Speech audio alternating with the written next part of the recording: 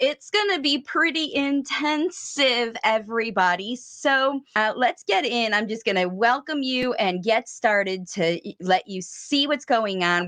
I've got a slide presentation. There are videos, but the chat is open. So anytime you have a question, hi Monapreet. If you have a question anytime during the presentation, you can post it in, but at the end of each section, I will have a dedicated time for questions. So let's get into the presentation because I just really am very excited to share all of this with you. Today, we're talking about natural spoken language facilitation, and I'm here to equip and empower all of you. So it is time, everybody. It's time to move past worry toward new outcomes. All these things that we see all the time, she knows the songs and rhymes, but doesn't speak to kids. He knows all the letters and numbers, but he can't sit and work. He says the words and he knows when, that he knows when asked, but he never tries new speech. It's these buts that keep us stuck in where we are. So for those of you who don't know me, I think pretty much all of you do, but let me just tell you a really quick rundown of how I got here. My name is Marcy Melzer. I am a speech pathologist by training. I went to all the school. I did it all. I worked in the field for 30 years. Since 1990, that's when I graduated from the University of Virginia, if that matters to any of you. I left the system in 2016, and that was when the trends were going towards this early autism diagnosis and ABA therapy, and I didn't like what was going on, and so I decided to start my own environment, which is Waves of Communication. I started that in 2017, and we've got books and coaching and 600 videos and almost 5,000 subs on YouTube. So moving there, and I've helped thousands of parents worldwide get through these pandemic lockdowns with better results than their kids were getting in the school. And I started traveling the world to meet families in person and record their journey in person. And that's how I end up creating this workshop for all of you, because the most important thing is equipping and empowering parents. And I want to show you really quick what I've got here is a video to show you that you, as the parents and caregivers, are all that matters. All that really matters in this whole process is that you are connected, kind, listening, talkative, very good, and very nice. And this is what the kids are looking for from all of you, okay? So hopefully things will work out better. Hopefully you can hear. Now Lisa can hear. Yeah, okay, things are good. Percy listens to me third. She's talkative fourth. She's very good fifth. She's very nice. I'm just having gratitude for Dr. Deep D and Dr. Lisa, who's also joining me here, and those of you who are talking, because I wouldn't have the videos to share with all of you without these ladies who have decided to go ahead and make a YouTube channel. Both Dr. Deep D and Lisa did. Dr. Deep D is in Beaveram, and she wanted to be here with us today, but her internet's not very good. And she and I are going to be doing the in-person workshops. And the other person that I need to thank is here on the recording today. And so Dr. Deepti has a YouTube channel, but also Dr. Lisa has a YouTube channel. And Dr. Lisa and Dr. Tony, her husband, have graciously shared their lives. See, I'm a doctor. And we're going to listen to also during this presentation testimonials from parents who have been through this process. So the whole reason that we're here today is so that you can learn how to get some better results than you've been getting from whatever you've been doing now by learning how to do this process yourself. And this is how we're going to do it. Listen to Dr. Lisa. And my child is a late talker. He was late talking 2.5. We found it, then we went to people, and I didn't find anything in the whole of Dubai. I couldn't find any professional who could really help him. ABA, I took him to speech therapy, and they told that he needs some ABA before he is eligible for speech therapy. So I took him to ABA, and it was the most frustrating experience of my life. We need a whole new 45 minutes video to tell how frustrating it was. But eventually, at the end of I think 1.5, 2 months, I figured out that this is not the way, because Aaron was not getting any better at talking. In fact, he was getting worse. He was not using any functional language, and he was running away from books whenever I took them out, because the ABA therapist was just teaching apple, ball, all these things which he knew from the age of 2 years. So I reached a stage in which I was telling my husband that we need to learn this thing ourselves to teach him, because I don't think any of these people have a clue what they're doing. So, what we're going to be doing today, how you're going to be learning this process, is I've got 6 sections that we're going to be going through, and each section has this repeat format. Some other things that I need you to remember about this process. So here's the plan. We're going to go through these sections, and you need to expect to participate with this process, because you will be the ones who are deciding on the changes you need to get a different outcome. The whole point that you're here is to learn how to do things a little bit differently so that you can get a different outcome than you were getting before. And these are just my little ideas to help you get the most out of this interactive experience. So listen with an open mind to new ideas. Observe both the late talkers and the facilitators in the examples, because remember, you're not just gauging the kids. You want to be like the people you're going to see who are facilitating. We're giving you these examples so that you can see. And then you want to relate and apply the information to your personal experience. Don't worry about what anybody else is doing. This is a very individual process. So your job is to figure out how this is going to work for you with your child in your situation. And then you want to write down the tips and strategies that you're going to try, because you want to take notes, and you're going to be recording. By the time we're done with this, you're going to have your plan to move forward. And then you're going to practice an experiment during these interactive experiences. You want to really dig in and try these things that I'm going to ask you to try, and then decide how and when you're going to implement the strategies that you like, and you're going to finish with a new plan. So here's the agenda. These are the 6 areas that we're going to be going through. I'm going to show you how to influence the shift from nonverbal communication into choosing to try to learn new speech every day. We're going to influence that shift first. Then you're going to analyze a lot of things so that you can learn what needs to change, what you can change, and what needs to change now for you to get a different result. Number 3, you're going to learn how to motivate this late talking child to try harder to use speech.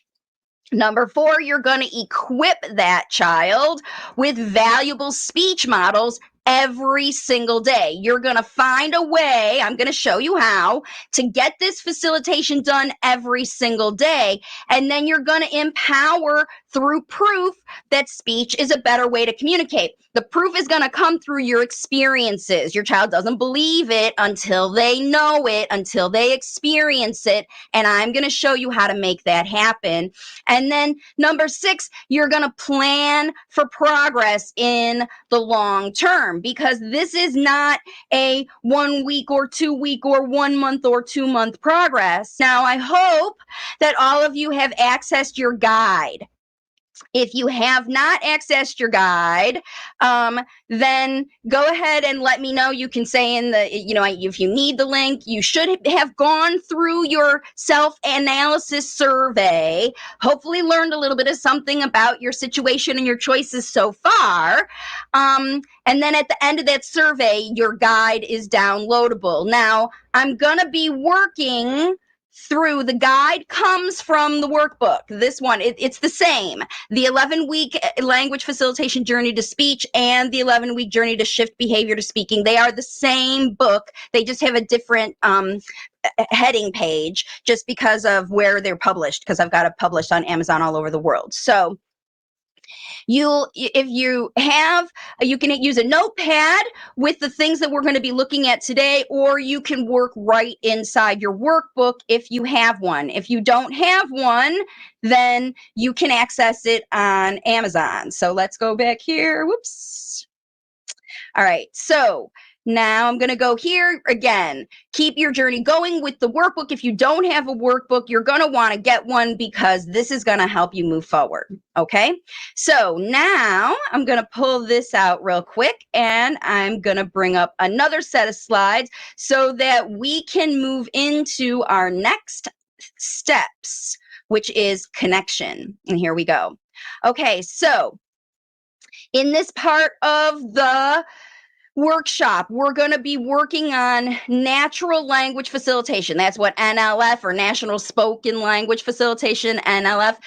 We're going to be talking about how this process is activating neuroplasticity. That's what makes it different. That's what makes this process, the way that I'm teaching, different from the prompted ABA speech therapy way. What I'm teaching you to do today is to activate the areas of your late talker's brain that are underdeveloped, that are not coming along yet because they have not received the right kind of stimulation.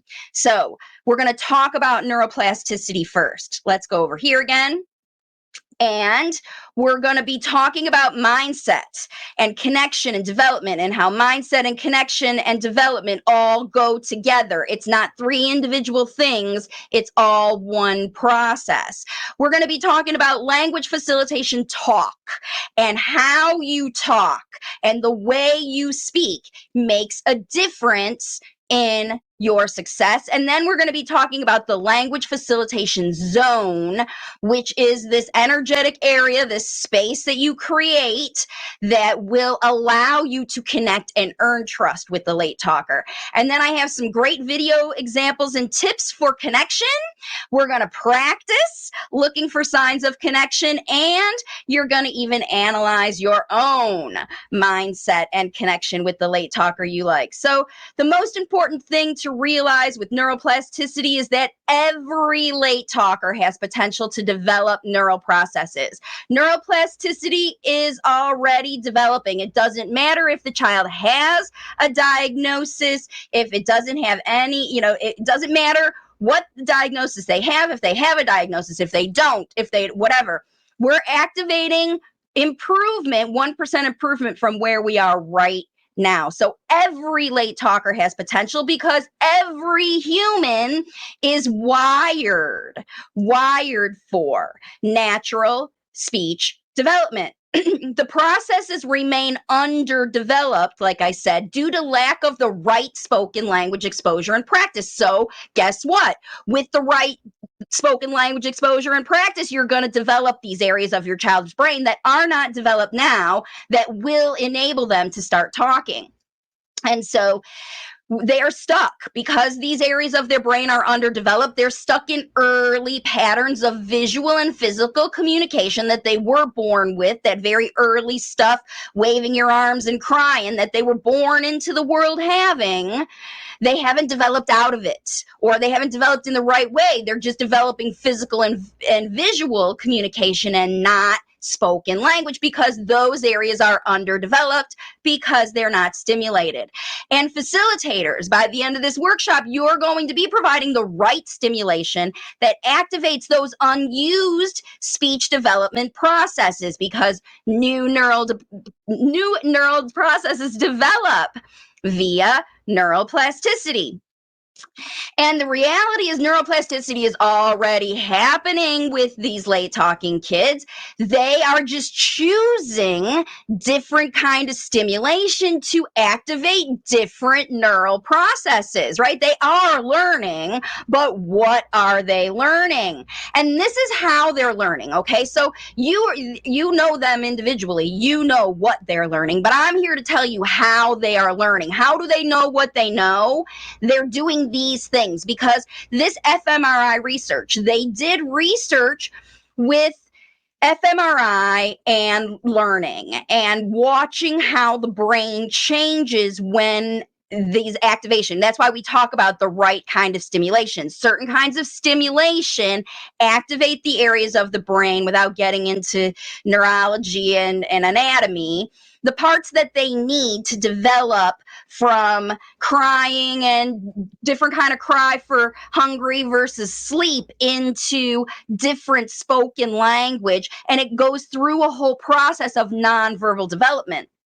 And so this is what we're doing, is we're activating that thing. But the problem is when the wrong kind of stimulation comes in, then that neural development stops in the process towards spoken language, and it keeps developing in other areas. And so that's what we're concerned about, because the wrong areas are developing. Look at this little guy on the bottom. He has learned every bit of every way how to analyze this phone. He knows how to find his videos in 5 different languages and access the exact 30-second clip that he wants to listen to over and over and over again. How did his brain learn that? Neuroplasticity. How did this little girl learn exactly how to jump on the bed to make her head feel better? Through neural plasticity. They chose active, self-motivated participation in their favorite activity. They did it every day, over and over and over, repetitive, intensive exposure to the stimuli that they love.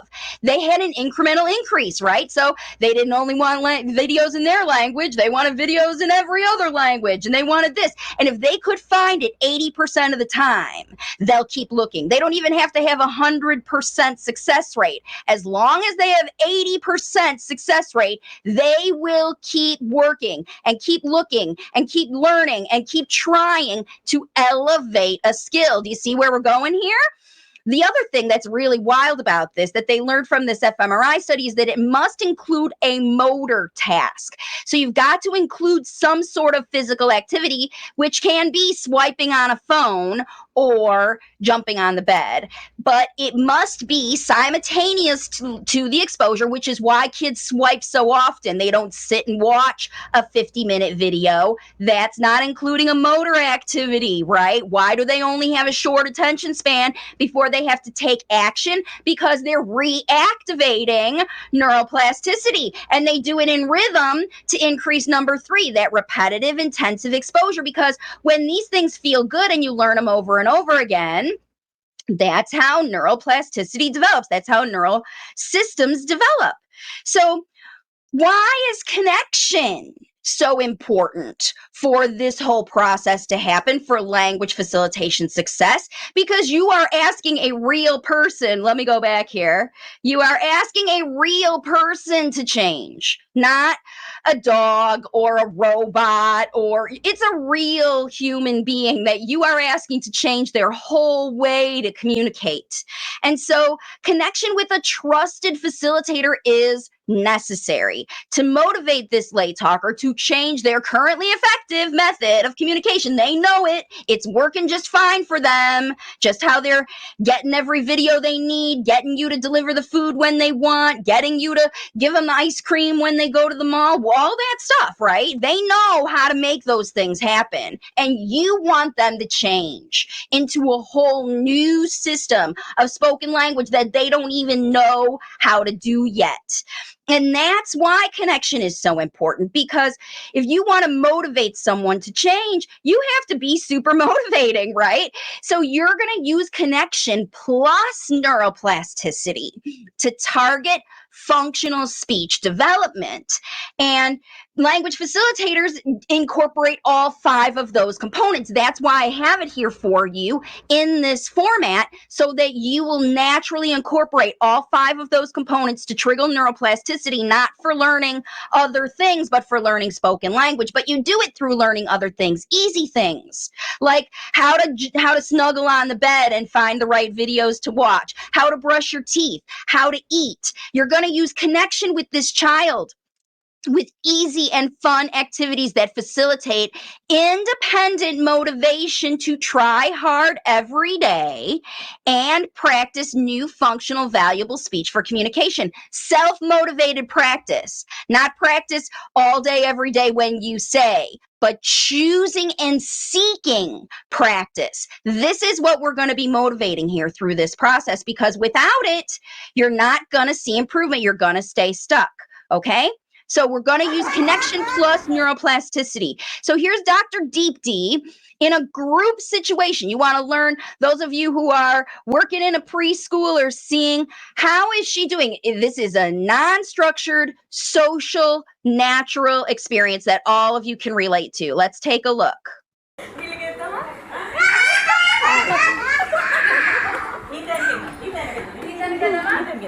Ethan. Wow, Ethan healthy.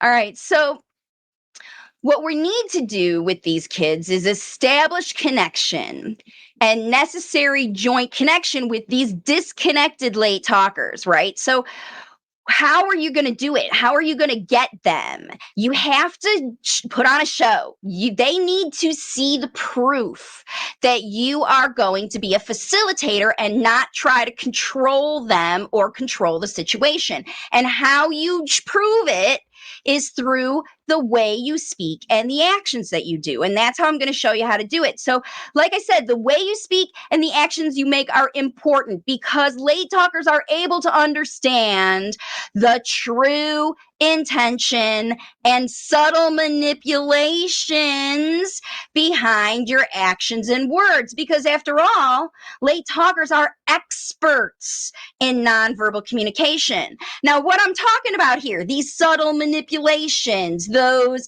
if you do this, then you get your whatever. If you whatever, if you are a good boy, you get your, those if thens, those negotiations that aren't really negotiations, those I know what you want and I'm going to give you that thing that you want, but I expect, right? These things come from expectations of performance. And you're going to have to start to lose those expectations for performance if you want to earn trust as a facilitator. So you're not going to guide or force anything. We've got to get away from all that. And prove again that you are the one that they can trust. You are the one that's going to teach them. You're the one that's going to help them, not manipulate them. So let's take a look here at the facilitator mindset. It is the key to connection. And language facilitators trust that the child is learning when they are motivating their independent effort. So you're going to see that they're learning because they're going to keep showing up. They're going to come to you for more of it, right? If they go away, then you're not being a facilitator. Kids love facilitators. They want you to help them. They want you to show them what they're doing. So you need to give up the idea that you're making anybody change because you can't make them do anything. Let's talk about these 7 levels of mindset really quick. I'm not going to get into all the details because it's in your guide. If you want to look there, you can read along. But you can see by the graphics here that below this line, there's not much getting done. You're either discouraged, overwhelmed, or just exhausted from the same stuff over and over again that's not working. Prompting, pulling, you chasing the child around with food because it happens one way or another, these old habits. And we're going to learn about these old habits when we get to the analysis section. But just look at these graphics and see how you feel today. Are you above this line in the language facilitation zone where there's at least equal give and take? The child is coming to you at least sometimes when you have good ideas and you're like, oh, hey, I guess he really likes this. He's happy to spend time with you. That's just where level 4 is. But a language facilitator mindset gives more. You're always describing everything you think. More language than the child is using, far more. Equal give and take. You're just using the very basics that they're doing. Oh, you want water? Here's your water. But describing everything you think is like, oh, you must be thirsty. It's super hot today. Let me get you some very cold water from the cold water machine or from the refrigerator in your special cup that that you love, right? That's a lot more than your thirsty here's water. And a facilitator gives more with no expectation of performance. This is what makes you a facilitator and not a controller or a therapist, okay? So this is the key to connection right here, the facilitator mindset, right? Way up there at the top, you're inspiring others. And see, so what you do to prove that you're a facilitator is you use language facilitation talk to demonstrate the value of speech. Because right now, remember, this late talker is good at using whatever they're using. And they're not interested to change. You're the one that wants things to evolve. So you've got to demonstrate what that evolved, functional, natural speech looks and sounds like. And while you're offering these speech models, guess what you're doing? You're stimulating the right way, the right areas of the brain that are going to move the idea even of thinking about communication away from the visual and physical things that the child is using into the more evolved spoken language that they need as they get older to share all their new ideas. Because these kids are all older. All your kids are older than at least 3 years old, everybody who signed up for this. Some of them are older than 5. They have a ton of ideas and knowledge that they've learned through their neuroplasticity, right? Now it's your job to teach them the words they need to share that wisdom with the world. And you're going to do it through language facilitation talk. So the right words, the right way at the right time. That's how you know you're doing it well. And the right words are functional, age-appropriate vocabulary spoken in full grammatically correct sentences, statements, descriptions, opinions, stories to expand on labels, empathy, and even win-win negotiation. This is way beyond single syllables and single words and single whatever. You need to talk like this child is going to university because that's your goal for them, right? Now, the right way, you need to slow down. Use emotion and emphasize every sound and every word. And again, model these words, whole words in whole sentences. I cannot emphasize that enough. It's very important that you are stimulating this improvement at 1% every day. Your child's not going to start hearing speech and then start using it. If that was how it worked, they would be talking exactly like their YouTube videos, and they're not. They're learning little bits from everything they hear. They're learning from their videos. They're learning from the TV commercials. They're learning from you. They're learning from aunties and uncles and friends on the playground and people they see at the grocery store one time. They're learning. Why? Because that's their mode. They're in this absorbing time right now, and they are in evolution right now, actively building their brains with this neuroplasticity, especially if you're activating it at home. So it's super important that you speak slowly and carefully and use all the right sounds and right words. Don't talk baby talk. Don't talk limited. Talk above. Talk as if your child is going to uni because they are smarter, I'm telling you right now, than everyone gives them credit for. You don't have to dumb down your speech. You just have to speak more slowly and carefully so they can pick up everything. Their processing is slower than for spoken language than their visual and physical processing. Those areas have been building via neuroplasticity through their nonverbal communication efforts. Whatever language they've been building with you, they've been doing.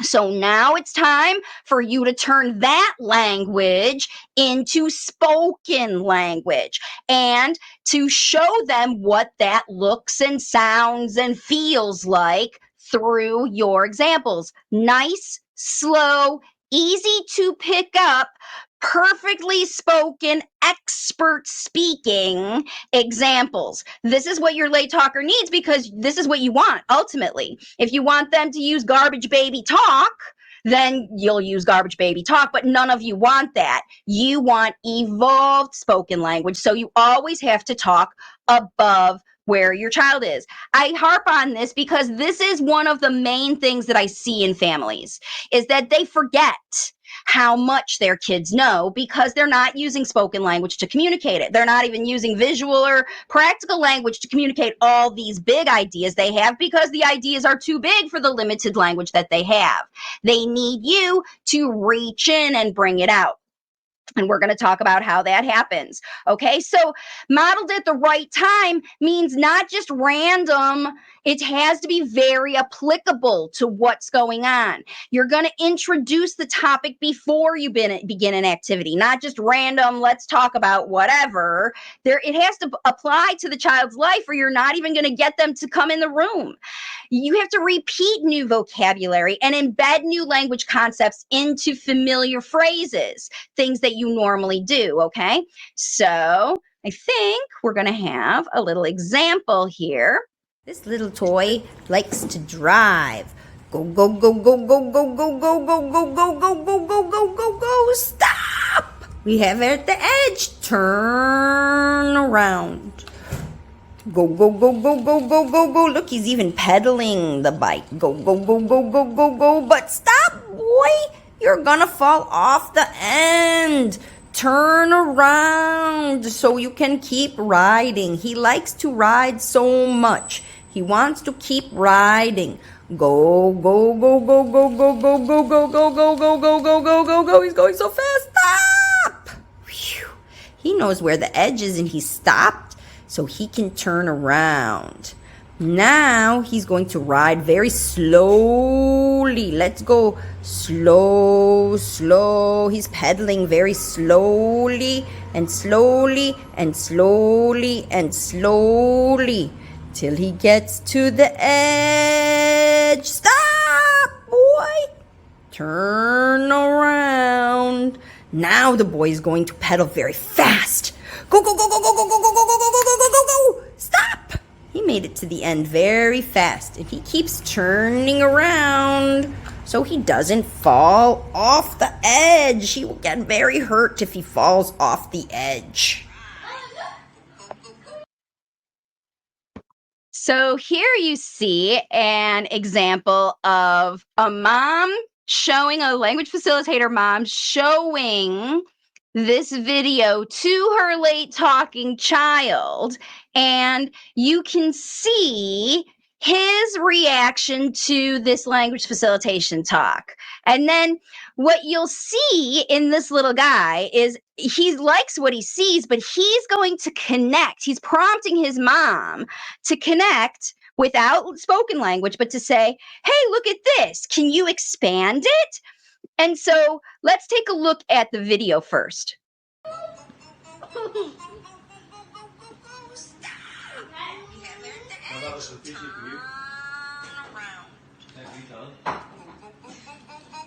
He's even pedaling the bike. Go, go, go, go, go, go, go. But stop, boy. You're gonna fall off the end.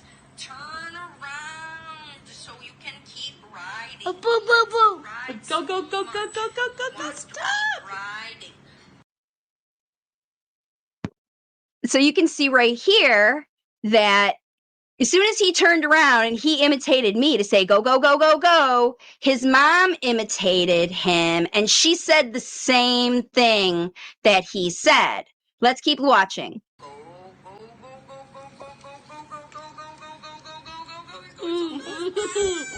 See, he's not even looking at the screen right now. He's looking at his mom to say, you know, think about what he would say if he had speech. Look at this. Do you see this bike? She's riding. It's really funny. Listen to her say the same thing over and over again. Remember, he doesn't have spoken language, but with his physical body, he's prompting things like, hey, look at that, or that's so funny, or it sounds silly, or, I have a bike toy like that. Wow, I wonder what he's going to do next, or, ooh, let's go try one with your bike. Like all of these things, when you see an example of something on a video or something like that, the kids will prompt you to expand on that limited thing. Remember that little guy riding the bike was just me over and over again. He knows where the edge is and he stopped so he can turn around. See, watch how he's listening. He's going to ride very slowly. He's really focused now. His face is all changed. He's like, wow, she's giving details. And he's focusing and listening. But where's the go, go, go part, right? He liked that part better. But he is really listening here. So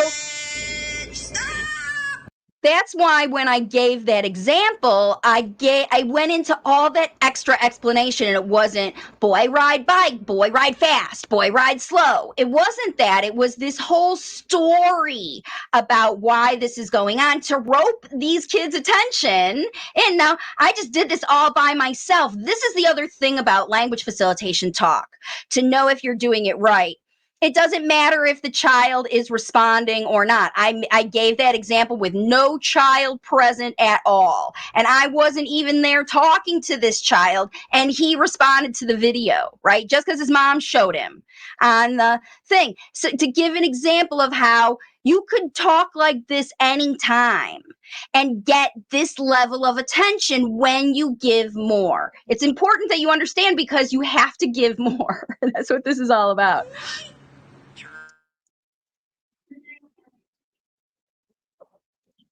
So it's just really about expanding when you see a child react. It's about responding with more and giving them more examples. Yeah, I'm going to move this forward. Okay, Good. Hang on a second. Missed a slide here. All right, so this is going to be important for us to realize, because the other thing besides moving into the language facilitation talk is spending your connection time. Like we talk about 2 to 3 hours a day. Your child needs to hear this language facilitation talk. But remember, before they're even going to respond at all to it, you've got to make sure you connect with them first. Otherwise, you're just talking to the wall. So that's why you need to make sure that you are reaching and teaching into the language facilitation zone. Oops. Here we go back to this again, so you can see. Come on, this slide's too short. Okay, so how we're going to do this is you're going to observe and pay attention to identify their why, right? This is what's really important, because remember, we all communicate for reasons. And just like in that last one, is it an opinion? Is it I think this is cool? Is it can you do more? Will you do it with me? Why is the child coming to you? Or why are you going to them to initiate a communication? It's all about the why, because when you understand why, then you can engage a little bit more intuitively to understand the messages better. So you're going to ask if you can try. Ask if you can, if you can't, ask if you can try. And if you can't try, if they say no, just ask if you can just watch, so that you're reaching into their space to do whatever they're doing. You're going to talk about your own experiences as you explore new things and do your job, so they can look at you and see you talking about things. You're going to join in parallel play situations and offer to share and help the child try. Like this dad, he was throwing those Legos, and this guy's dad let him lay on the floor and scoop Legos and drop them right on his face to help him out to experience that whatever and see what it was like as a cooperative experience, right? So No pressure models. Just talk slowly with expression about your common experiences while you're doing them together with your language facilitation talk. And again, abandon expectations for perfection and start learning through your trials and errors. Oh, if we do this, then this happens. Let's keep doing this. Or if we do this, this happens. I don't want to do that again because I don't want that to happen again. Remember, trust is quickly earned or lost through your response to these communication behaviors. And if you judge them or try to shut them down or change them, even if they're throwing Legos around the room, then you're missing your opportunity to connect in the language facilitation zone, especially if a child is disconnected anyway. And then you really want to show that you care about their ideas, because when you do show that you care about their ideas, they will keep coming back to you to show you more of their ideas. But if you don't care, if you try to shut them down or you try to change them or you judge them, then they will take their ideas elsewhere. And if they don't have anybody else to take them to, they'll just retreat into their own mind or their favorite YouTube channel or whatever else they've got available, because they want to share. This is the whole deal about natural spoken language facilitation. When you reach and teach, you dig into the place that the child wants to be, ask them permission to join them there, and then offer ways for them to come and bring their ideas out into the world. Okay, this other video has been desperately trying to play for you. So let's listen to this next mom. And then he would say other things here or there. And if we could decipher it, it would be like a whole freaking sentence, excuse my language. And then the speech therapist that came from the city program would dismiss it. I'm still mad about it, saying, oh, he's just scripting. Now, if you look into natural language acquisition, natural language facilitation, this is a jewel. You got to get in there, build on it, honor it, honor his identity, honor his language, his thought process, his effort to tell you something, right? Yeah, I'm trying to tell. It was the challenge was it wasn't always coming out. Like and he was, now in hindsight again, 2020, he was opening up to people he felt comfortable with, he felt close to, he trusted. His he gets a para at school from last year, and he get along famously. Like they're like best buds. So they and she would always say, he's talking, you just have to listen. Like he would talk with a soft voice, or he would utter full sentences when he was super, super calm in his system, when he's waking up after a shower, or if he felt safe. So there are other things that you have to be mindful of physiologically, neurologically, environmentally. And we made mistakes along the way, but then, unintentionally. I'll give you an example. I separated from him during an evaluation, and he got very scared. So scared that he never, ever wants to go into a doctor's office. He never wants to be evaluated or judged. Fast forward, we have to go to the doctor. He has an earache. I'm going crazy. And it's so stressful as parents, like to know that there will be a tantrum and another tantrum, and we're going to probably have to carry him into the doctor's room horizontally, that kind of thing. But thanks to all the natural language facilitation we were doing, and all the other things that we were using, I was doing a visual schedule. I was showing him where we're going to go, how it's going to look. As we're about to leave one day for the doctor's office, he goes, after me explaining 60 times, where are we going? That to me, I heard it, and he said it more beautifully. That to me said, okay, the child really needs precision and assurance. I said, we're going to the doctor. We will not be separated. All of us will go in with you. And then I did something later on, makes sense. I showed the doctor's address to him and the door number. He loves numbers, and I think he has hypercalculi. I'm not sure. I think probably mother's instinct. Could be, yeah. So now I found the formula. I show a map of where we're going, and then the door number and what the door will look like. We're fine. the last like turn that I took that really was helpful. Your workbook, again, I'm a data person, so it held a mirror to my face as to what I was doing and what we were doing. It really showed how my mindset affected the connection, and how connection was truly the driver of him opening up. So if it thinks he's in a trusting setting, he's in a safe setting. Obviously, we're home, but here's what I mean. He's good to go on with his play, and I respect that space, and I am interested in what he's doing, and I build on it in a cool way, almost like a play partner, but hey, it's his game. Right. Then he may not say anything. Later in the evening, I'll hear sentences because we established trust. So again, it's a journey. We're working through it. But last week, and I didn't share this with you earlier, last week, I always miss him when he's in school. There was so much effort from him to speak that I found myself for the first time ever saying, oh, I miss talking to him, as opposed to I just miss him being around. Nice. So that's because it's feeling so good, and because it's really him.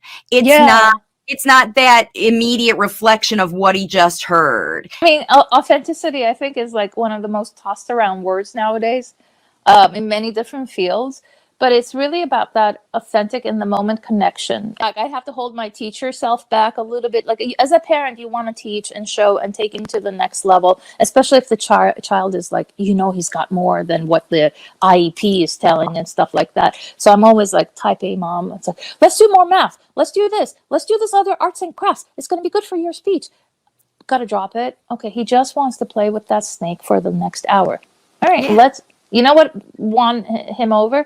I threaded his magnets over his snake and I shook them, and he was like, you're good. Okay, so that was a really kind of long little interview with Adil talking about her 9-year-old. So her son is 9. Whoops, hang on a second. Let me slow this down. Her son is 9 years old and had a lot of hardcore structure stuff and is just super detached, really does not like to communicate with other people. And so she plays this up and down because she wants to challenge him. I mean, that's what a lot of parents do. They want to really help their kids make some sort of forward movement. They're going to make this happen. And it's not action. It's being together in this language facilitation zone, using the language facilitation talk. That is the secret sauce, if you want, that really turns on and activates this neuroplasticity. And so that's the most important thing. So what I want to show you here is, I just want to stop right there and take a look at these levels of connection. And so again, I've got graphics here for you to see where, when you are engaged with this child, and it could change activity by activity, and why it changes activity by activity depends on your facilitator mindset for that activity. Because if you show up very controlling, this connection level is going to go down. If you show up as a very high level facilitator, this level of connection is going to go up. And the reality is, it always goes up and down. Connection always changes. We don't always love each other the same level every minute of every day. We don't even tolerate each other the same level of every minute of every day. But 2 to 3 hours a day, while you are with your language facilitator hat on, ready to connect with this child and talk in a way that is going to stimulate their spoken language processes. This is what we're going for.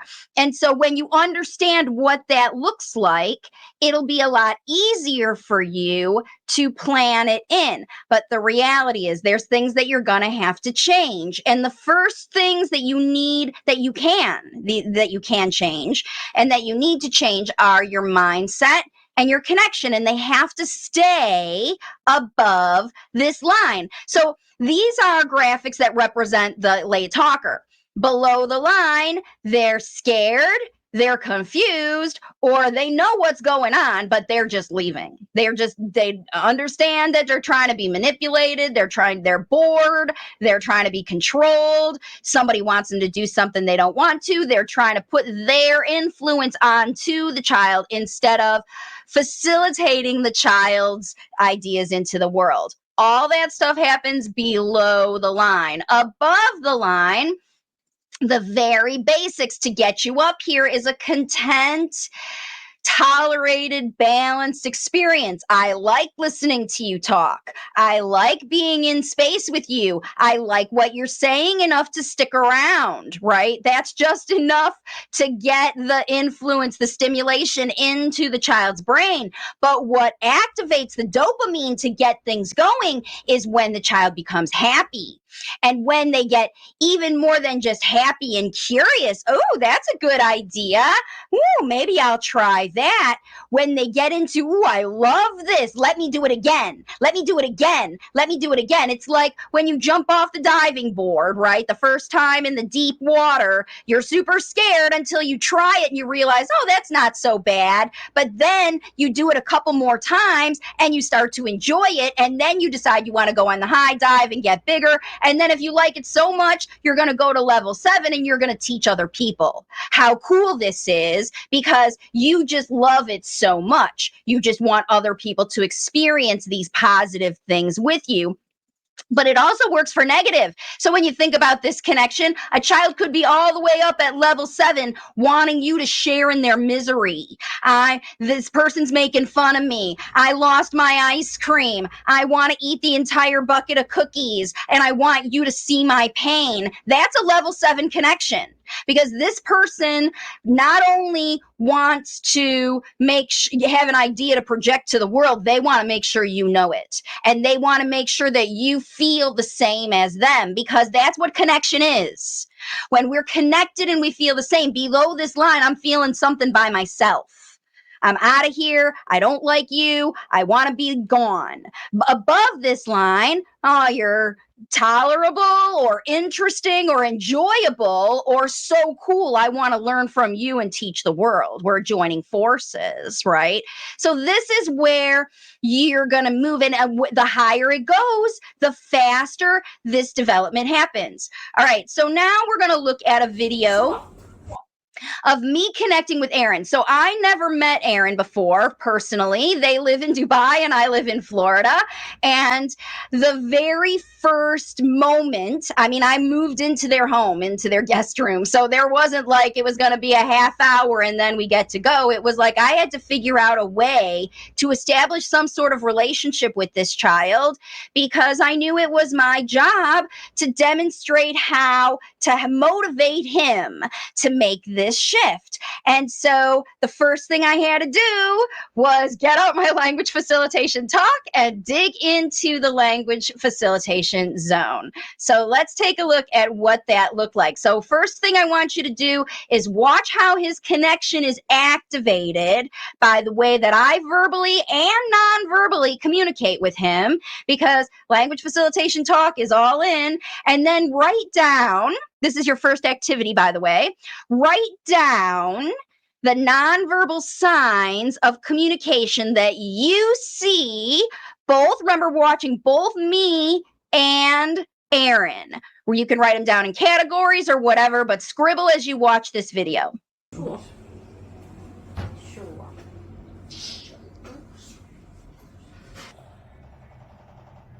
What's that noise?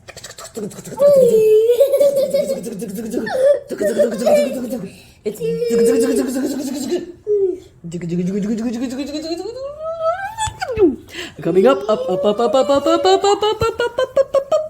down, down, down, down, down, down, down, down, down, down, down, down, down, up, up, up, up, up, up, up, up, up, up, down, down, down, down, down, down, up, up, up, up, up, up, up, up, up, up, up. He just won't stop being near me. He wants to always be touching me a little bit. That's what you should want to do with Mama. Mama likes. What's so cute about this is that his mom's like, he should want to do that with me. He should want to stay by me. He should want to always be touching me. And the reality is, when you use language facilitation talk, that is what happens. When you spend time. You used to cry when you were not there. Even on my feet. If you're touching my feet, you're happy. You just like to have some connection with me, even if it's not me talking. Sometimes you just want me to connect with no talking. Just so you can feel my energy with no pressure to listen.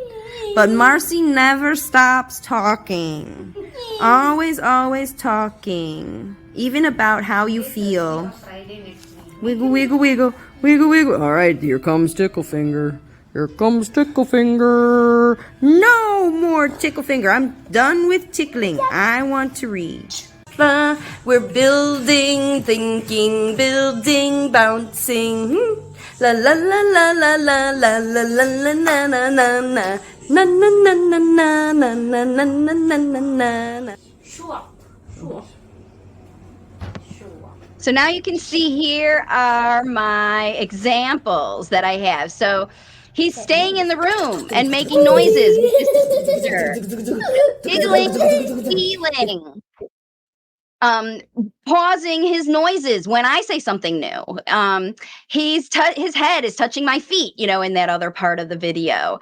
Looking at mama when I talk about her. There's another part that I noticed in the video when he's doing. So, he really does, like when I talk about mom, he looks at her and notices that. And then when I was talking about him, and how he's listening and he's touching and he's connecting with me, he looks at me and gives me eye contact too. So, and then when I decided to change, see, look at him looking at me. There we go. I'm just showing y'all this nonverbal so I can talk over it.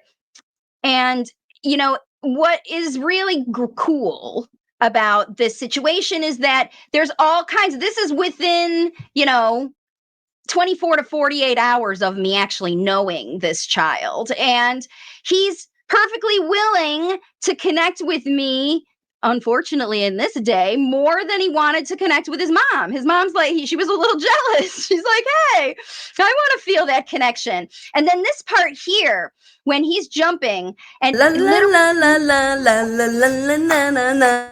I'm like lying and all that. And his mom is even moving and all of that stuff. You can't help but imitate these sorts of things. And this is all activating the parts of his brain, the neural processes that are necessary for spoken language. He's sitting, he's listening, he's looking, and things are activating. Now, we can't see evidence of that in his output, but when you look at things like these 9 signs on this page, you can see that change is happening. I am facilitating change in this circumstance.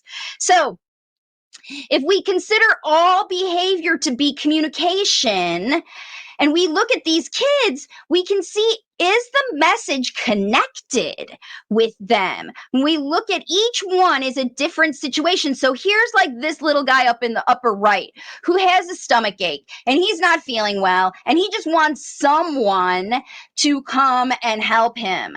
He doesn't even have the capacity to connect, to teach with someone. He needs someone to reach into the language facilitation zone and help him interpret his message and show them how they would help them and communicate through that whole situation.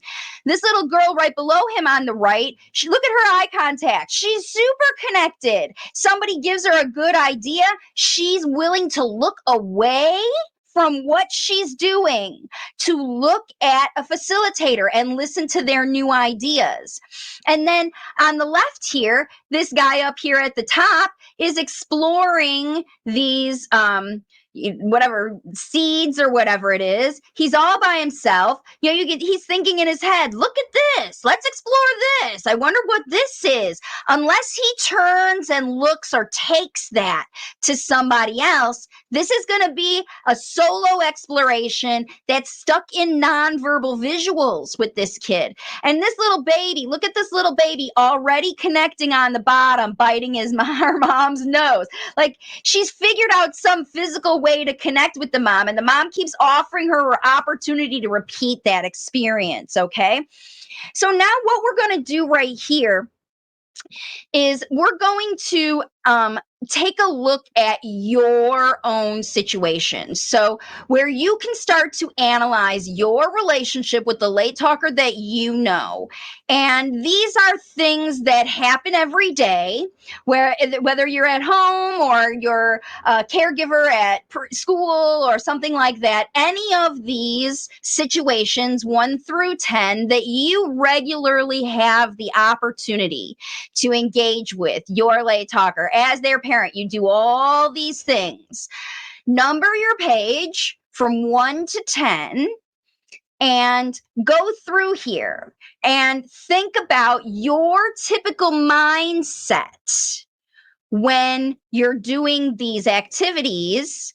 And then I think I'd see my next slide is you have the same ones for connection. Yeah, here they are. So, how has your habitual connection been? Same 10 activities. So, you can look here or you can look in the other guide to see 1 through 10. During dressing, how's the connection? Eating, how's the connection? Treating an illness, how's the connection? Putting a child to sleep, getting ready to go out. If you don't have a good mindset and good connection, you will notice, you'll see the difference in those situations. So this is what you're going to do really quick is analyze those things for yourself. And then I'm going to leave the chat here open for a couple minutes if anybody has questions about connection.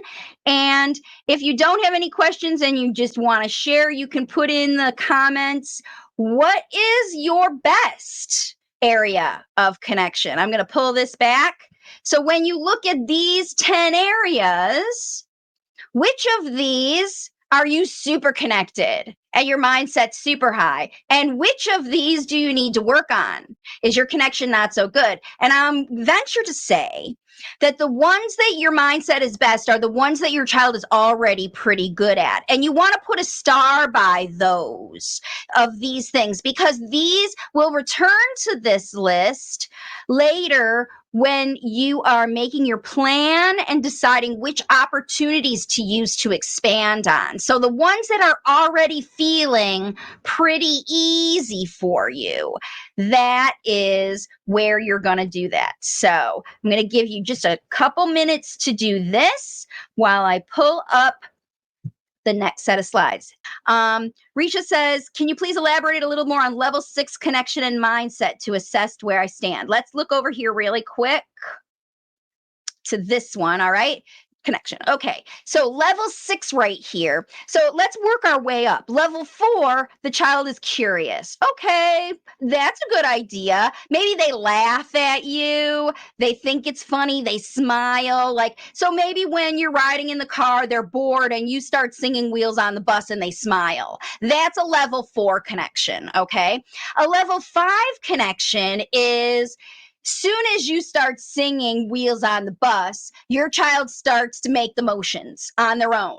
They're like, all right, let's keep going. Because what happens is they prompt you to keep the topic going if they're super connected. So they're going to respond with some sort of cue, prompt, participation to let you know they like your idea enough that they want you to keep doing it. And that's a late talker's communication. They're going to tell you through their behavior that they like something by imitating you, meaning let's keep this going. It's their exchange. It's all they can offer is like, oh yeah, I like it. Let's do this. This is, I'll have some of that kind of situation.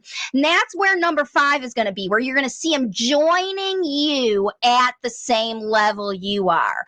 But a level 6 connection is they're going to take it farther. So you're singing they smile. You start doing the actions, they start doing the actions, and maybe singing and doing the actions. They join you at the next level as you expand. But then a level 6 is they're going to be like, wow, this is so cool. I want to do it again. And they're going to bring it to you later. Kind of like Adil said, right? She didn't hear it right in the moment, those things, but later on, when they were talking, they got that active exchange. This is level 6 connection. The child is initiating that connection. Level 5, you've started something. They like it enough that they are going to stick around all day. Level 6, they're coming to you. Level 7, they're going to other people. They're teaching their little brothers and sisters. They're, hey, this is so cool. You want to try? They're offering you tastes of their stuff to get you to see how good it is, right? So that's where we talk about this connection being so high up there. I hope that is explaining it to you. Let me pull this off so you can see. Wanting to keep your anywhere above 4 is good because level 4 is listening. Level 5 is super active listening and participation, right? Okay, so hopefully that is good. So she says, I connect best putting my son to sleep. He says new words in the night. This is a very good time. I talk about this time as the nighttime story time. So at the end of the day, we'll talk about this when we do your itinerary later. As you are finishing your day, right? You've been through a whole day full of opportunity after opportunity after opportunity. You'll have little successes, right? Woo, we did this and we accomplished this and we overcame this and woo, you couldn't do this before and today you did it. Woohoo! You showed up and you came to get me for language facilitation time instead of me coming to offer it to you. Like those things at the end of every day. If you bring up those little successes again, these kids will love it. And again, even if they didn't say anything while you were playing with that puzzle or washing the car or cooking the food or doing the laundry or whatever else you were doing during the day, maybe they weren't talking then. When you're laying in bed and looking at videos of you together doing it or talk, you don't even need to see the visuals because your child was there and they remember. This is really important with connection. When you've got a level 5 or 6 connection, level 4 is like, okay, I'll stick around. But level 5 is like, hey, this is interesting. As soon as you get to that level of connection and interest, dopamine starts happening. It's like when you look at the roads of the the neural pathways, the sledgehammers are out, the bulldozers are going. You are building new pathways because you're getting that attention and connection. When the child comes to you, you're onto it. And that's the whole point. Right. So Mike says, I'm not good at number 9. These social experiences, this is where a lot of parents are because it's challenging, you see, to take your little home comfort zone bubble out into the world because the anxiety, remember, you're all triggered by the mindset stuff going on. Mindset triggers are what keeps you blocked, which is why we need to move forward because the next section is our analysis section and you are going to really like this. So in this section, we're going to be talking about, let me go back so we learn what we're going to talk about. We're going to be talking about how to analyze your current situation so that you learn what works and you need to keep doing it or what you need to change and you need to stop doing, because that's when you really see improvement, is when you do some real analysis. You don't just do it because somebody else did it or because I said it or because you read it in the book. This is when you do your analysis and you figure out what's breaking down so that you get rid of it and you start doing something better. So we're going to determine the root cause of delay. We're going to uncover environmental blockages. Those are the biggies that we're going to do. And there's a lot of things that block spoken language. So we're going to be talking about all that. And then we're going to look back at these level charts where you're going to analyze the late talker's functional speech, because we have to know where they stand. Where is point A for us to move out of 1% every day? And you're going to practice analyzing some video examples. So I've got some video examples for you to look at. Some of them are in English, some of them are in Telugu, and it doesn't really matter. What's so interesting is you can see such clear visual, verbal, physical facilitation that you don't even need to speak the language to understand what's going on. And then, of course, at the end of this section, you're going to analyze your late talker's functional understanding and expressions. So let's move in to this section. Okay, so the root causes of speech delay. This is physical root causes. I'm not going to spend too much time on this because, like I said, it doesn't matter why it is. And the more time you spend, I'm just going to pull back here for a quick, the more time you spend figuring out how you got here, you're just going to realize when you do it, you're going to realize how you got here, but then you have to let it go. If you've done things that you feel guilty about, if you feel like you've wasted time, money, energy, anxiety, triggered things out of all these experiences, it doesn't matter.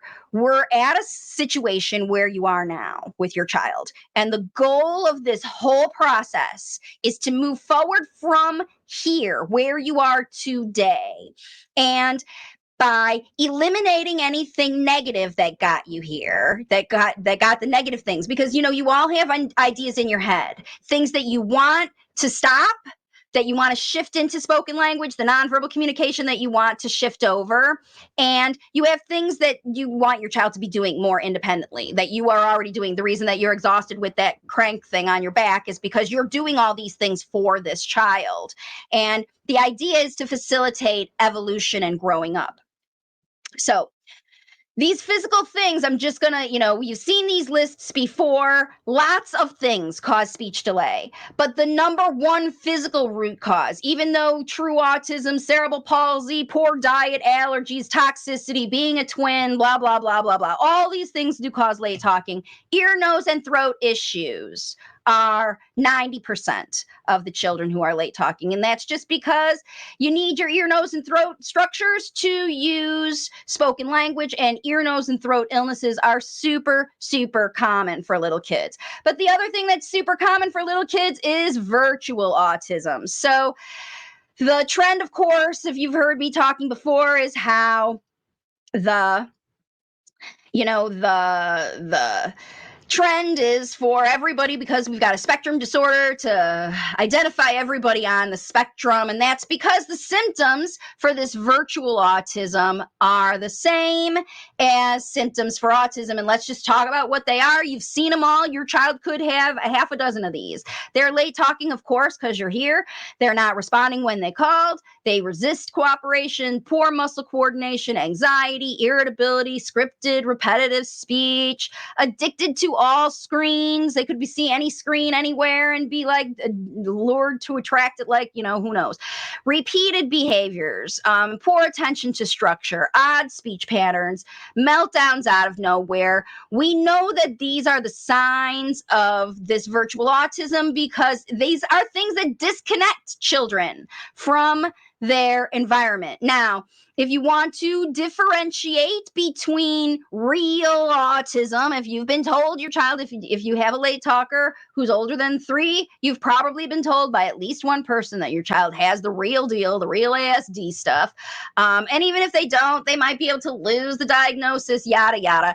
This is 5 signs of virtual autism, which is delayed due to environmental factors. It doesn't only have to be screens. We're going to talk about this, but remember, if the child initiates communication to help you guess all of their messages, that means that they have capability to evolve that into speech. Okay. Now, the other thing, they will forget about screens when they're active and play or exploring. They'll forget about it. They'll ask for them when they can't access them independently.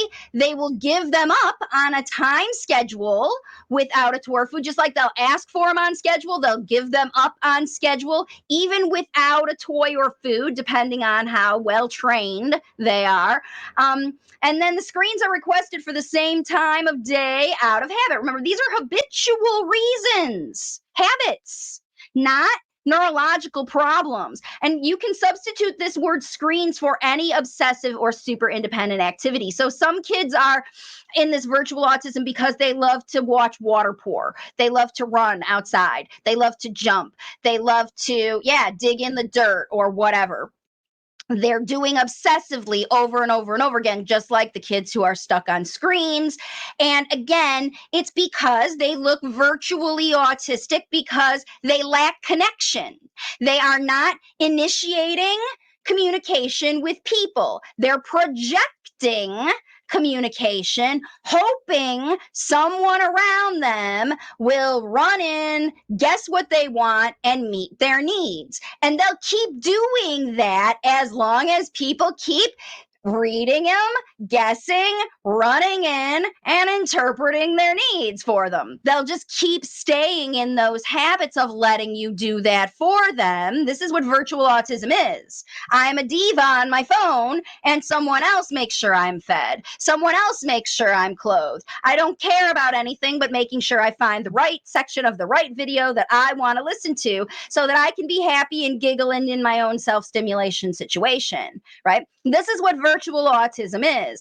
And so when you have these other things going on, these positive signs, then you know that your child's not virtually autism.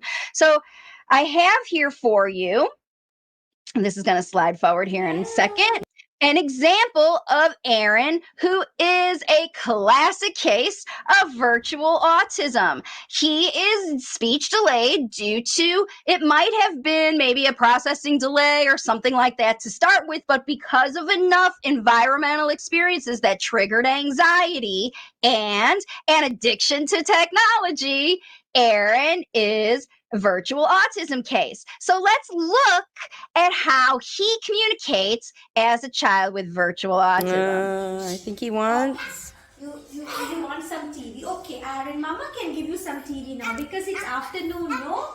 Aaron can get some TV time now. Okay? Yeah. Mama will give you. I know it's your TV time. You want Mama to give you TV? Yes, I will give. Go and sit there. Mama will give. But I don't. This is super clear communication, right? I mean, as soon as she started talking about his topic of interest, oh, you want TV and it's time to have TV, he goes straight over to the TV to let her know that she's correct, right? Remember, he's responding to her response. She sees him wandering around the TV room. She presents a good idea. He pops up into the language facilitation zone and he starts initiating communicating with her to let her know that she's right and she knows exactly what he wants. The same video part over. I don't like it anymore. I want a new one. Made a new one. I want a new one. Look at him look at me with this cheeky, like I know what I'm doing. I just really don't know how to change this. That's what he's saying. Watch this. Stop it. Stop the same one. Stop it. Give me a new one. Same video. I don't like the same video. It's so boring. Same. I want a new one. Find a new song for me, please. Can you find a new one? I want a new song. Dinosaur wants a new song. Same. Stop it, same one. I don't, okay. Get up, what do you want? Get up and change it? All right, so you can see there in that video that Aaron is clearly, intentionally got messages that he just doesn't have language for. He's like, look, I hear you talking about how you don't want to do this. I think you're funny. You're complaining about this thing, and I would change. I just don't know how, or I don't know why, or I don't have any good ideas. I need you to give me good ideas. That's what Aaron says. But let's move on. And you see, so outside of virtual autism, oh, by the way, really quick, Myonex says, is teeth grinding, is it also signs of virtual autism? And the truth is that all of the signs all of the signs, the lining toys, the walking on toes, all of those things that you suspect make your child slide over into that actual autism phase. That if it's teeth grinding, if it's severe, if they're self-injuring or bashing their head on the floor or whatever, maybe that means if they're more severe or more unique or more weird, that means, yep, no, my kid's really the autism. You're wrong. You're wrong. Because when you look at that video of Aaron, if I didn't know Aaron and know who he was and his history and his mom, and I hadn't spent days and days with him understanding how much he does understand, but just how little spoken language he has access to.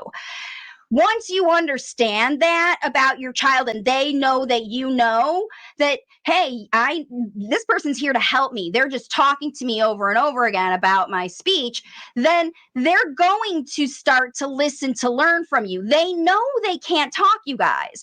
And they're going to do whatever they do to try to trigger people around them to help them. So the reality is, if you're seeing behaviors that are bigger, like this teeth grinding or lining toys or toe walking or self-injurious or whatever, the rule of thumb that I use is the bigger the behavior, the bigger the disconnect the child is feeling. And the more they want, they're begging and dying for a connection.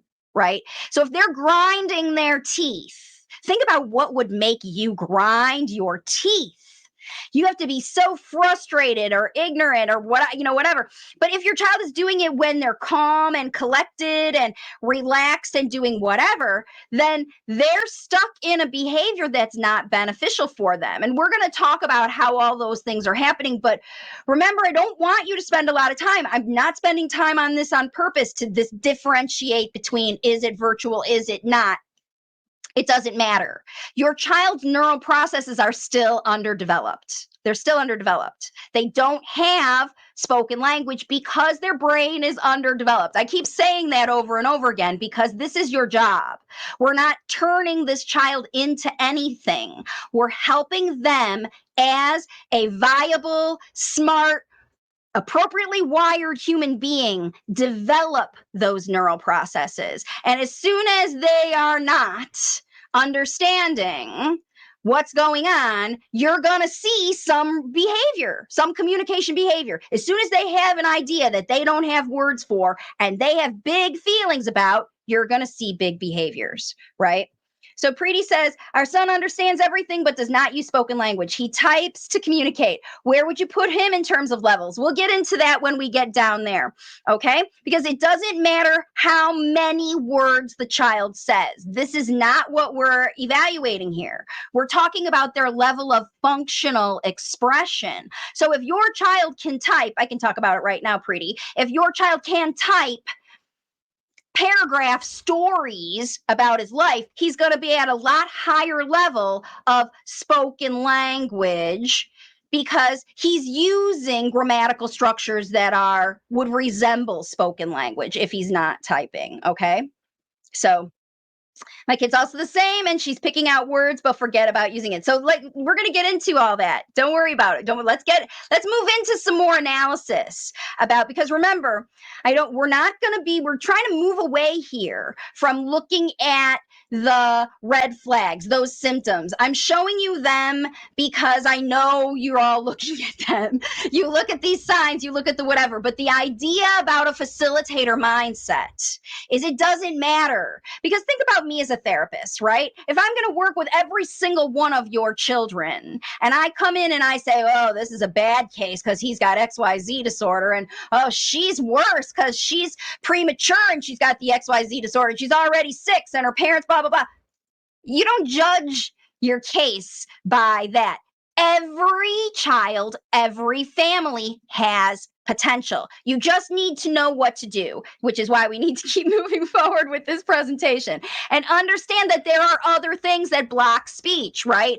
Top 3 environmental blockages on top of tech, because we've got this social distancing. Remember, if a child is choosing something instead of people, they are social distancing. Tech over people, water over people, running over people, bath time over people, whatever. They need people to learn spoken language. So if they don't connect with people, they won't learn spoken language. They need real exposure to real people, even if it's people on videos. Number 2, the quiet household. Again, if they don't hear people, here is Aaron with his beautiful maid, Fatima, who I love to death, but she spends a lot of quiet time feeding this child.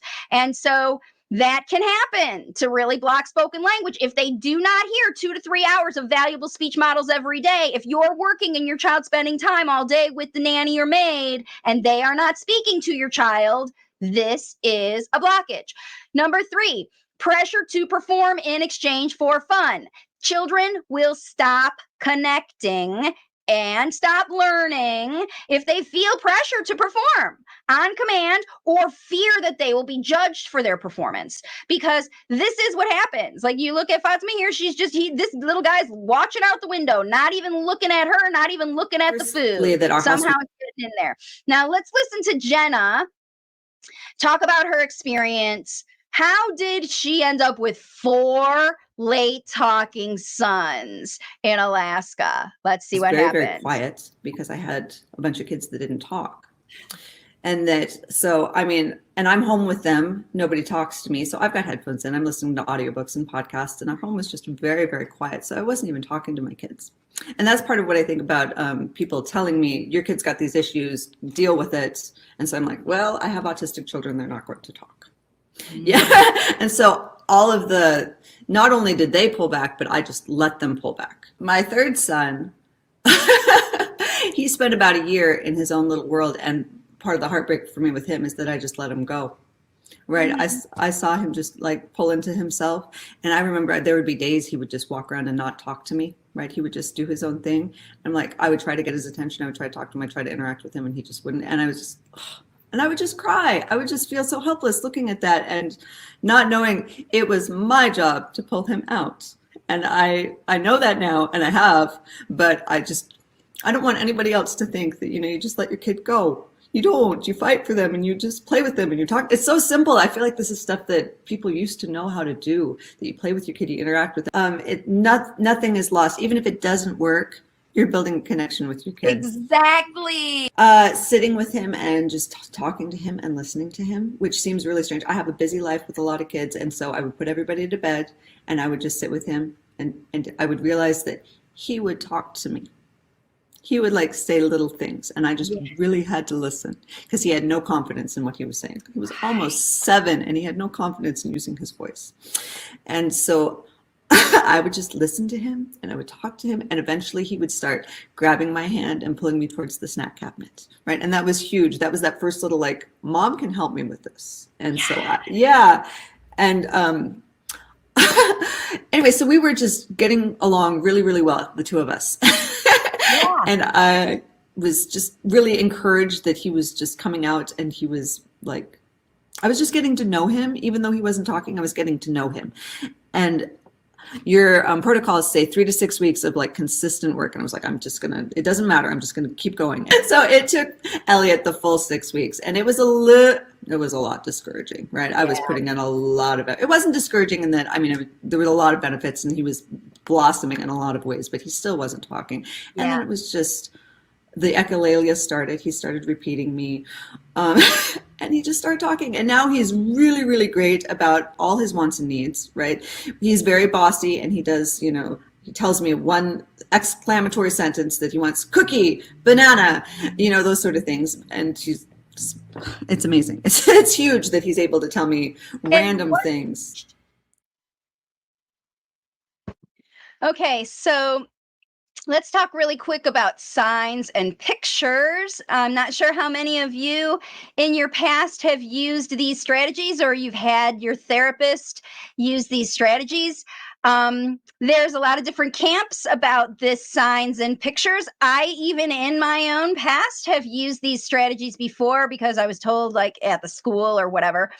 These signs and pictures help kids get through the day at school, but they are not necessary for spoken language development. And if you do use them at home, you take the risk of You know, you only have so many hours in a day, and you take the risk of taking away time that your lay talker could be listening to you provide them with great spoken models while you're prompting them to do things. So you look at these pictures here on the right, this therapist is not talking. She's saying something like, do this, right? This is what kids hear from ABA. They're not going to hear, even if we're going to do this with language facilitation, like, this is the church, this is the steeple, open the door and see all the people, or, you know, something like that. If it was a real finger play that she was teaching and not just do this with your hands and say more or whatever, all you're going to hear is do this, do this, do this, or say this, say this, say this. And if the child is touching a picture to get a lollipop, and then they get the lollipop and they put the lollipop in their mouth, like this kid on the bottom, it doesn't help him to be able to say, I want lollipop by touching a picture. But it's going to be, you know, like I said, you'll spend months or years with therapy with these things. But don't be fooled by quickly learned performance, because these kids are expert at nonverbal communication. And if they have to just do a thing, do this, to get whatever the reward is, if it's valuable enough, if it's a lollipop, super valuable. Even if this kid doesn't get very many good jobs, or, hey, that's wonderful, or, wow, I'm proud of you. The only time they get it is when they perform for it. They're gonna perform for it, right? So don't be fooled. They will always perform a sign or say a word to get a treat if the reward's valuable enough. If they're capable of making sounds and you've got a thing, I promise you, I did this for years as a speech therapist.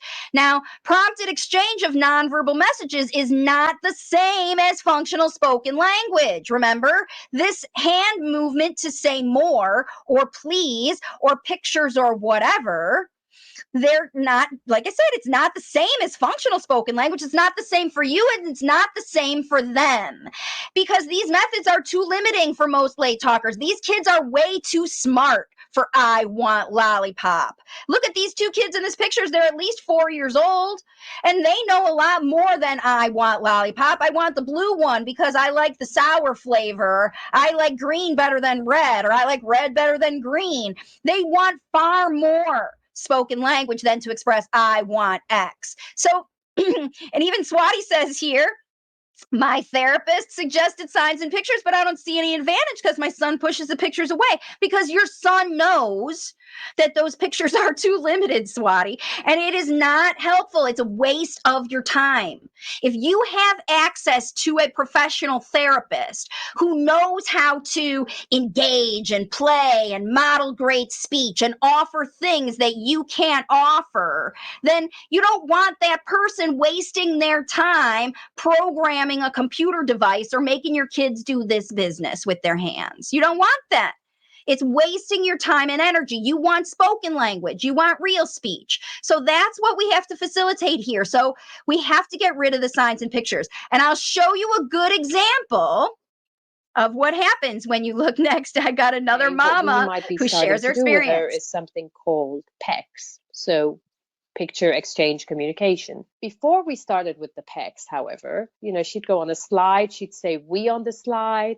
And if she did something, and I jokingly say sorry to your grandmother, she used to say sorry. But then we started with the PECs here with us at home. Although I was trying to use them, I still had my doubts. One thing I didn't like about it, she'd just give me photos. And, and then she stopped saying anything. I started to notice that no sounds. She'd even go on the slides, not a we on the slide, everything just stopped. Before I knew about, start without the prompting, I was prompting her. And they used to say to me, oh, if she wants something to eat, you don't give it to her until she asks for it or says the word, I found that so frustrating because I was hurting her. I felt like I was, causing her to get upset. Because I used to say, cookie, okay, here, have a cookie. What do you want? What do you want? Say the word and you can have it. Say the word. And she would get angry and upset and frustrated and cry, and walk away. And I started to feel really guilty. And I said to my mother, I can't do this. This is not what I want to do. I want to hold her. I want to hug her. I want to tell her everything is going to be okay. There must be a different way. It got to the point we weren't getting anywhere. She wasn't saying anything. She was getting frustrated. So I then saw that you were on YouTube. That night, I think I stayed up till 3:30 in the morning. I thought I watched one video on YouTube after the other. I was like, and I watched them fully, the stopping the prompting, the, explanations, all the other videos. Is your child a late talker? Yes. She babbles? Yes. If she's using her vocal cords, that means they can speak. Yes, I think so. And then that night before I went to bed, I decided, right, I'm going to try this now, not tomorrow, not whatever. I packed away all her pecs and put them away in a cupboard. I thought, okay, I don't know whether I'm doing the right thing here, but I need to try this. She didn't ask about them. She didn't go looking for them the next day or anything. And so I just watched her. She had a bath and then she was hopping everywhere. Oh, we're hopping. Hop, hop like a kangaroo. Hop, hop, hop, hop here, hop, hop there. Let's hop like a kangaroo. And we were just like that the whole day and trying different things. By the end of just that first day, she came up to me. She looked at me, in the face. I said, hello, mommy. And she just went, hop kanga. I was like, what?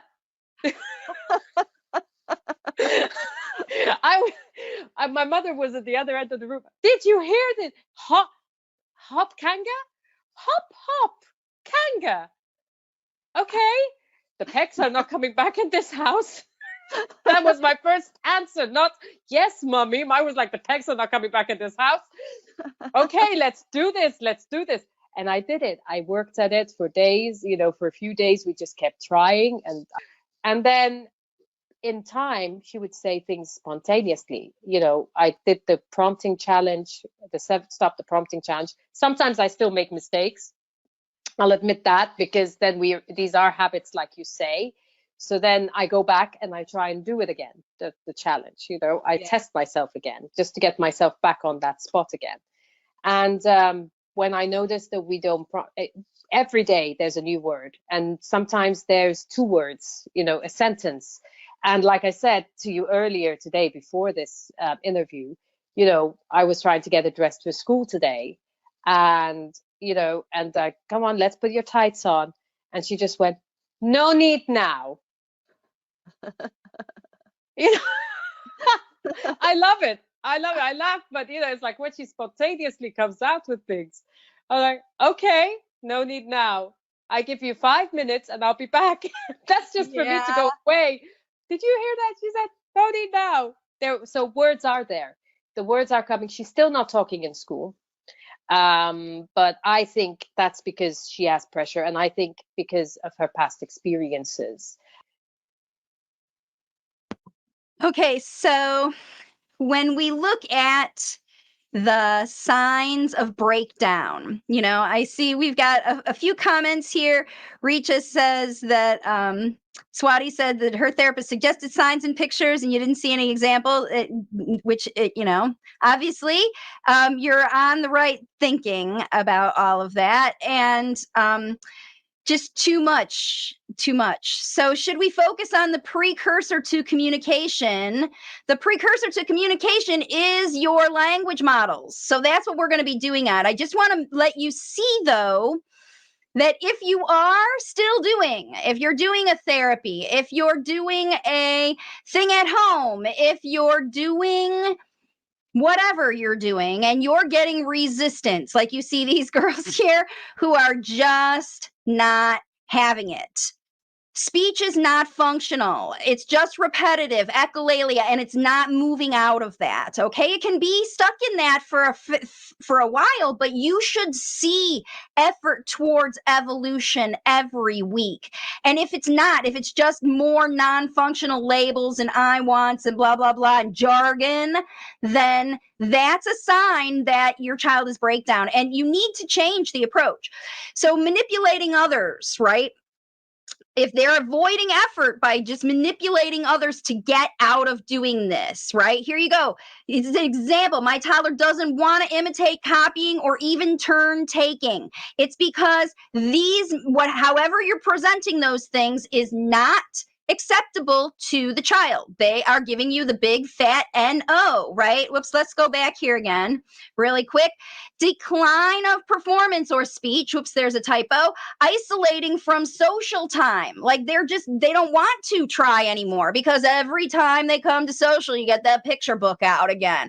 Or every time they do this, you prompt them to say namaste or hello auntie or say please and thank you. You know, you're going to see, just like we see Reacha say, that you'll see this very frustration and isolation due to too much prompting. You'll see these signs of breakdown in your child. And it's not just about, you know, that they're so impaired. See, this is what happens when you see these signs of this slide, of these breakdown, when the speech isn't functional, when the kids start to act more impaired.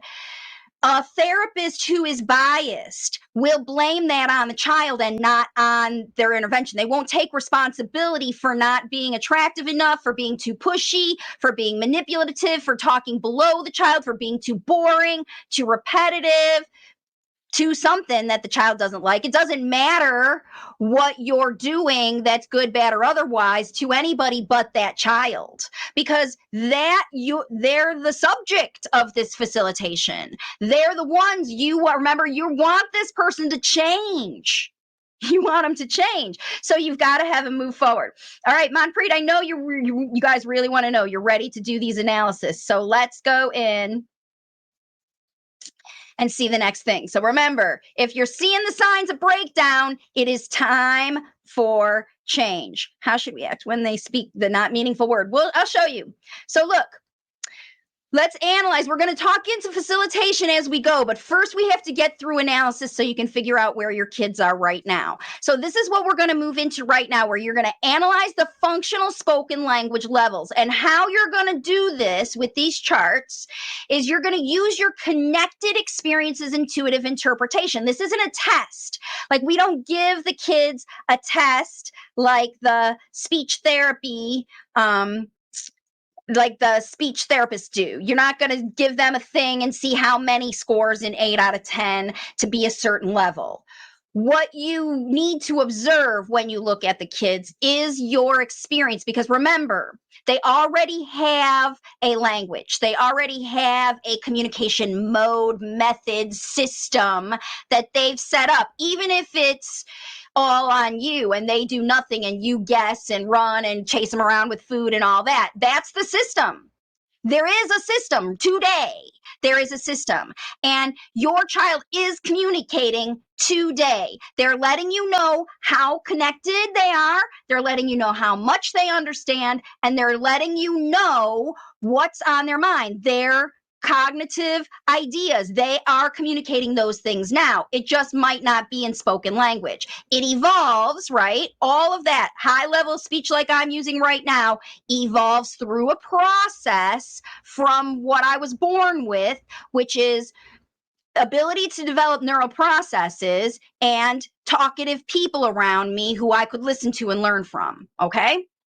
So now we're going to move into where is your child along that process. So now we understand what we're looking at here as we move forward to analyze the functional spoken language levels.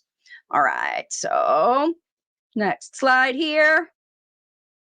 Okay, so first thing we're going to look at is functional understanding. How well does this child understand when people speak to them, right? Remember, in order to have any level of understanding, they have to be listening and connected. So this is once the child is connected with you, because they're never going to listen or understand anything if they're not connected. So once you're above the line in the language facilitation zone, then you look here. So first you have to do is you have to ask yourself these questions to help you make this analysis. How does the late talker respond when you initiate communication with them? Let's start at the bottom. Are they aware? Do they even understand that you're in the room? Are they listening to you? Are they looking at you? Do they even know you're talking? That's level 1. Because remember, your child could be at any of these levels based on their level of connection. The very basic level of understanding is, oh, you're talking to me.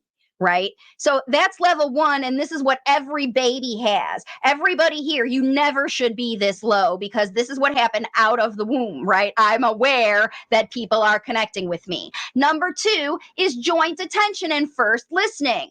You say nose. The child says, they touch your nose. They get when the words match pictures, they understand, oh, you're talking about a dog. This thing is a dog. That's joint attention.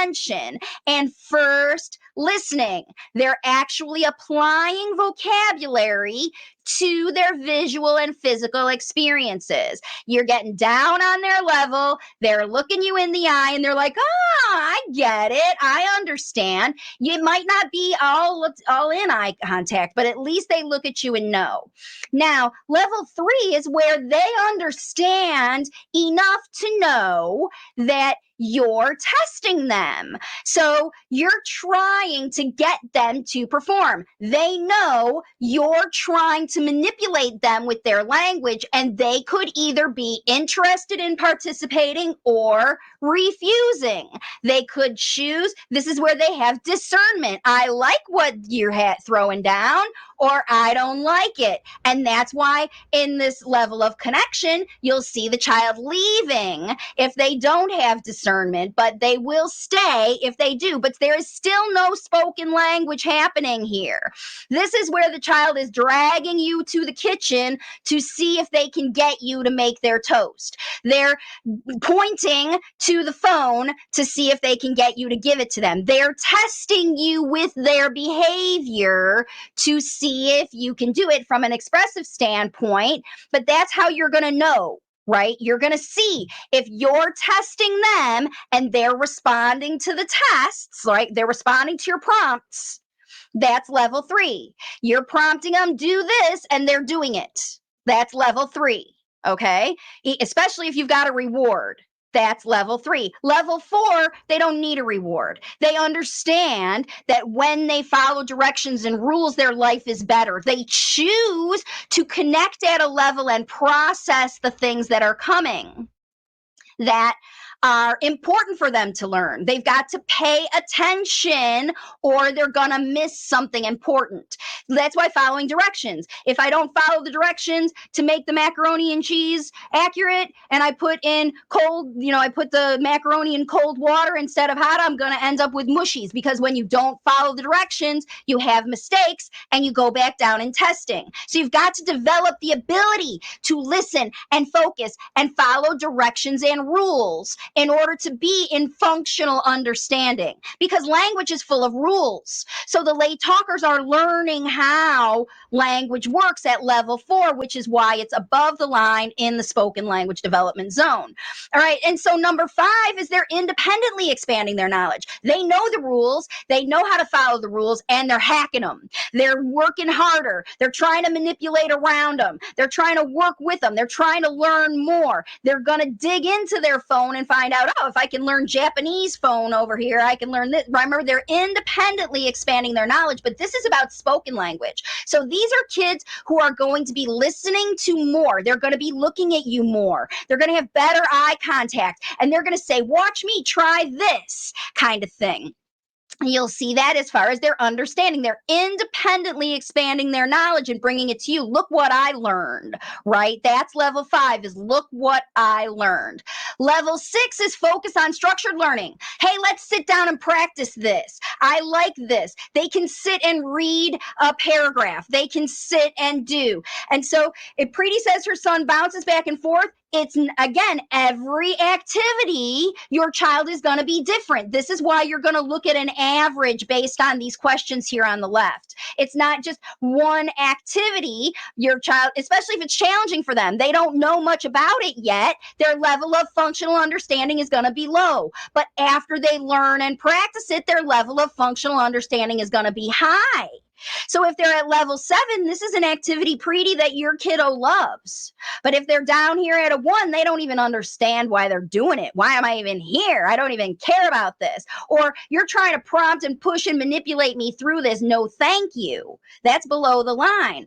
But again, how well is your child understanding? Guarantee most of your kids are at least level 5. They're already out there learning from the people they watch and their videos and all their stuff. How did they learn the songs? How did they learn the rhymes? How did they learn to read? How did they learn to ride a bike or do all those things? You didn't teach them everything. They are independently expanding their knowledge, and they're listening to people as they do it. If they're learning spoken language, they could be independently expanding their knowledge for nonverbal things, but this is spoken language. These are kids that choose to listen. Above the line, they are showing up. They are coming to you to ask you to talk to them more because they like listening, they understand what you're saying, and they want more of it.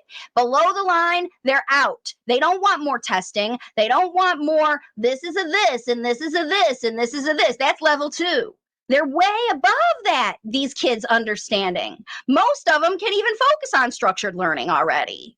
So you need to be understanding that your kids, even though they're not saying words, this is how you test to see how well they are understanding. What happens when you give them directions without cues or prompting? How well do they follow? How well do they listen to stories? What level of interest do you see when you try to tell them, "Ooh, what happened to me? I fell down and hurt my knee." Are they interested to hear about that stuff? Are they joint attention, or do they even care? Are they connected enough to listen and understand you? Right? Because remember, without connection, you're not going to get any of this. And how aware is the late talker of the rules and boundaries? Do they have any rules and boundaries to follow and learn from? Do they have enough structure to figure out that there is structure around language? Right? And then when does the late learn fastest? What have they learned immediately? Right? These are the things that you know, because when you look at how they learn what they learn, then you'll see how much they know. Because you can't just wait for them to start speaking to know how much they know. You have to give them credit and talk above where they are, right? Okay, so let's see. She says, mine does follow above the line. Kid comes and asks by showing things. That's wonderful. This is what you want. You definitely do. Let's talk about expression really quick. Learned alphabets and numbers when he was only true through videos. See, this is it. Already expanding knowledge way, way above the line, you guys. Your kids are super smart and they understand so much language. So you really need to give them high level models, right? Now let's look at their expression, okay? So how we analyze a functional spoken language expression is, how are they telling you that they want something that they can't get independently? What happens when they have a problem? How do you know when they're happy? How do they tell you what happened? And when are they manipulating you? Because remember, they're mirroring and turn around this stuff. So let's see. We got some questions around. I'll get to these when we get to the questions, when we get to analysis. We'll talk about all of them because I want to move forward with expression because a lot of these have to do with that. All right, so level 1 is just emotional expression. This is, how does this child convey messages? Out of the womb, babies can tell you how they feel. They can cry one way for having to go bathroom, one for, their wet diaper, one for their tummy's hungry. They will make you come to them to guess. That's level 1. Okay. Now your child, your late talker, could slide down into level 1 in severe times of anxiety or stress, or when they're freaking out or anything like that.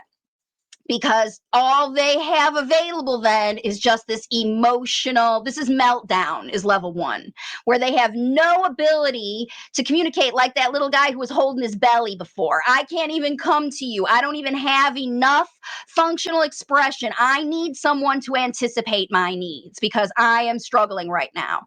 That's level 1. Level 2, though, is specific nonverbal behaviors. So this is still not speech, but when you hear like the comes and asks and shows things like Varja. This is where the child is dragging you around and pointing to things or bringing you things, stuff like that. That's level 2, where they might be babbling, they might be making some noises, but when it comes down to a real message, they're using their physical body. They're making you chase after them and guess them, or they are pointing you like this little guy on the back. Go over here, do this, get this one. And when you make a mistake at level 2 and you guess wrong because they're asking you to guess. And if you guess wrong, then they might slide down into level 1 because they don't know. Remember, this is a child who does not know how to use spoken language. They're only using what they have available. And what they have available when they come out of the womb is cries and yells and hitting and waving their arms and whatever. And when they slide back down into that, you know how it feels, right? So now level 3, just like with that expression, this is where it's testing. This is where you're going to get, say, cookie, and the kid says cookie to get a cookie.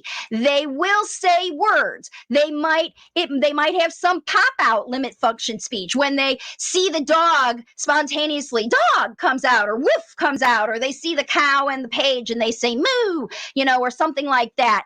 It's limited function. This could be also at the echolalia level where it's level 3. They might be using gestalt phrases or echolalia to help you guess, because at level 3 you still have to guess the messages behind. The messages aren't super clear. It requires you to have a very in-depth, intuitive connection with the child to actually understand their messages, because kids below the line are always misinterpreted and misunderstood.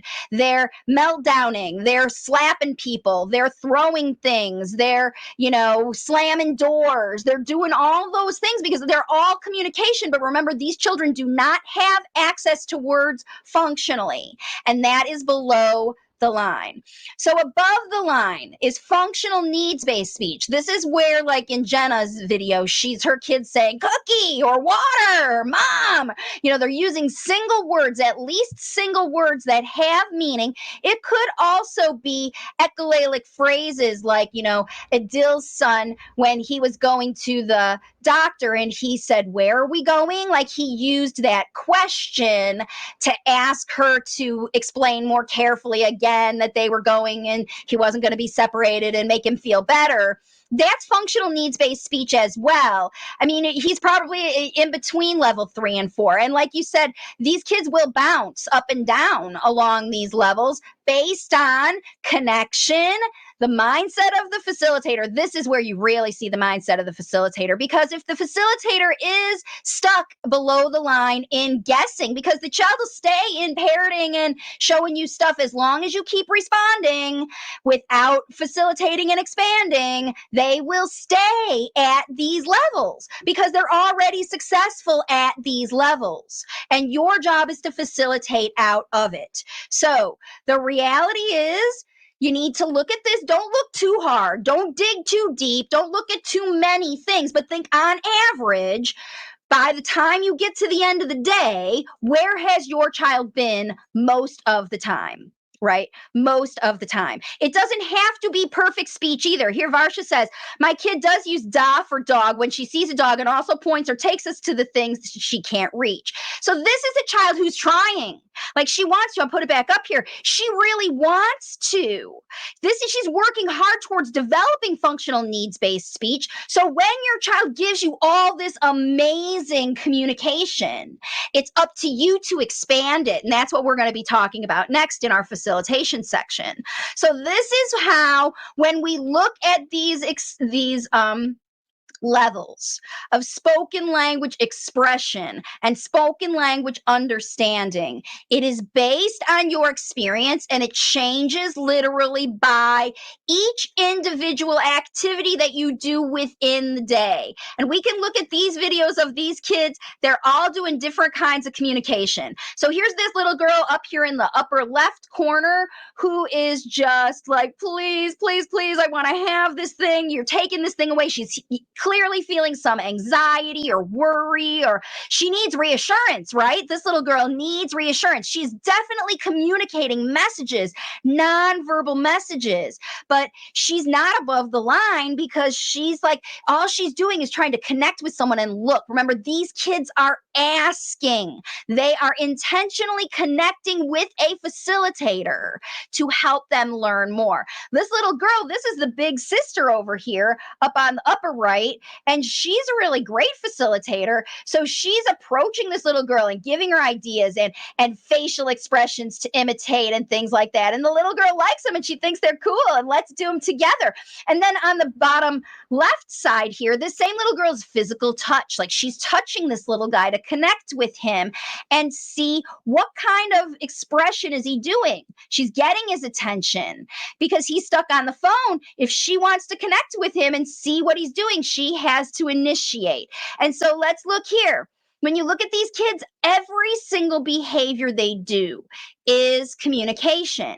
And when you observe them and watch them and see what they're doing, even if it's not speech, you should be able to find a functional level of how easy, basically that's what you're looking at it. How easy is it for me to understand this child's messages? And how easy is it for me to use speech to convey messages to this child? How easy is it for me?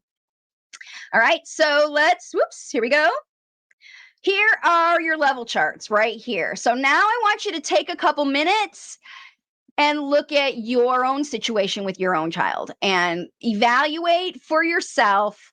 Where are they? Are they analyzing? Are they listening? Are they above the line? How much of their day are they above the line? You know, what kinds of things are they doing that is letting you know that they're above the line? This is what you need to think about, because later on you're going to document this in your workbook so that you pay attention, because remember, the whole purpose of this situation is to evolve these. You want to help these kids move up the levels.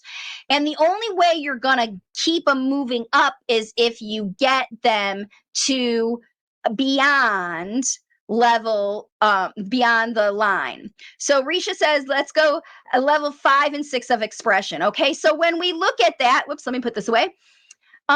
Level 5 and 6, this is social language and sharing ideas. So functional needs-based speech is just, I need to let myself know. Social language and sharing ideas is, hey, look at this. Look at this. Look at me. Look at me. I want to show you something. I want to share this idea with you. And they're using words, right? Because your child's already doing that maybe at level 2, non-verbally. Level 4, because we're talking about functional spoken language. Remember, your children have very high level ideas that they're communicating below this line non-verbally.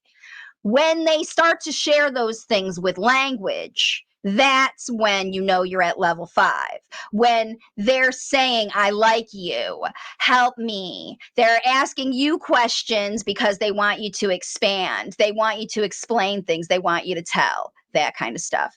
So then when you look at level 6, that's my expression of my abilities. It's like, look, they can't stop. They bring you the book to label the things for you, or it depends on what level they are as far as their expression, because they could be, they could know some very basic language. Like a 3-year-old is not going to have the same level of expression at level 6 as a 10-year-old, right? Because when you get up to this levels 5 and 6, you're having conversation. Level 5 is a basic conversation. Look at me. I'm looking at you. Let's play together. I like what you're doing. I don't like what you're doing. I have opinions about it. I want to share my ideas. I care about what you're doing, and I want you to care about what I'm doing. Level 6 is, look at me. I'm proud of this. I learned this. I'm doing this. Watch me. That's really high level stuff, level 5 and level 6, that your kid,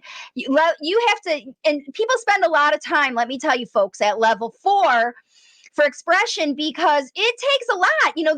It's a big range of functional spoken language from cookie, now, my cookie, me eat cookie, to, mom, I'm kind of interested in making chocolate chips. I'm kind of feeling that. Should we maybe go to the store and buy the ingredients to make chocolate chip cookies, right? So both of those are level 6 expressive spoken language, because we're at level 7's that's probably more like level 7. Let's go to the store and make a list and do all that. But level 6 is all like, hey, I feel like making cookies. Let's go make cookies today. Or will you come with me and do it? Or I went and gathered all the things to make cookies. Let's go do that. That's when you're getting into spoken language that, you're evolving in conversation and whatever. And I put these level charts up because they go all the way from in the cradle, like out of the womb at level 1, to they go all the way from out of the womb to going to Harvard, right? So that's it. When you look at all these level charts, they're from the very beginning to the very top. And you're not going to get to the very top for a while, because even, think about it. We learn language our whole life. I'm in my 50s and I spend time still at level 6, learning new concepts and understanding new things and finding new ways to express myself, new ideas, new phrases I'm learning from social media or staying trendy. So we're always learning new ways to express our ideas. It's when, like, level 7 is me on this video explaining to you and teaching you. Okay. So spoken language expression starts just like the nonverbal stuff, even at birth, as soon as they have exposure to people to see what happens. Okay. So let's see when we get to the questions here. We've got, Lisa says, we just need you to level 5, right? That's it. Once you get to level 5, your kids teach you. That's the thing about this, right? You really do. Once you get to level 5, the kids teach you what they want to learn. Now, it's not uncommon for kids to be like Risha's son is level 6 of understanding, but level 5 of expression, or level 4 into level 5, because what happens is the needs-based stuff isn't enough, right? It's not enough for you to for them to just say, I want this, or this is cool. They want your feedback. They want your expansion. They want you to teach them more, which is why we need to move into the next section, into facilitation. So are there any more questions really quick about this analysis section where, you've got your stuff going in? Oh, here's a good question. Does using 2 languages at home delay their understanding or responding? That's a very good question. The answer is no. The trick is to facilitate 1 language at a time. And we can talk about that as we get into doing some of that. But the reality is, don't stop speaking your home language. You're not doing it anyway. Like if you speak to your partner or your mom or, other people back home or whatever in your home language, and then at home you're teaching English, you're only watching English TV and speaking English, you're limiting your late talkers' neuroplasticity. You're limiting their ability, because think about it, it's very common outside of US anyway for people to learn multiple languages at the same time at this age. So that's really good. So Raja says, my son utters random words at 3 years old, and he's at the stage of about to speak. That's why you're here. The next section is going to help you push him through to the next level. It's going to be really exciting how you're going to see some rapid change, because when you give up, like I said, you have to think about what you're doing. Are you prompting? Are you doing other things we're going to think about? So let's see. Ooh, here's a question. Does level 6 of understanding also include group learning? Oh yeah, that was a good question that you had before. It could be, but remember, your son could be remember, it's activity specific.